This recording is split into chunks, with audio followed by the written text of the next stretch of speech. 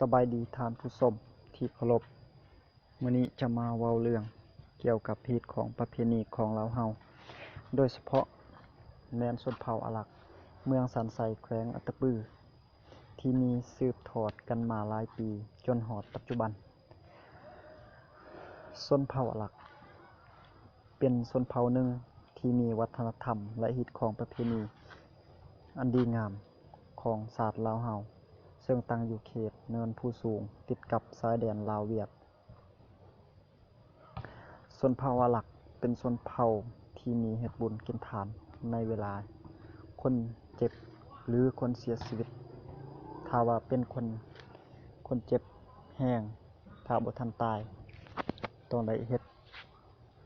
ฮีตของประเพณีก็คือกินงัวควาย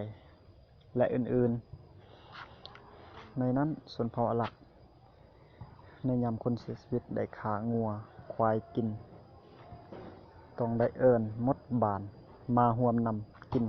ไปนำกันเพื่อต้องมีการช่วยเหลือเช่น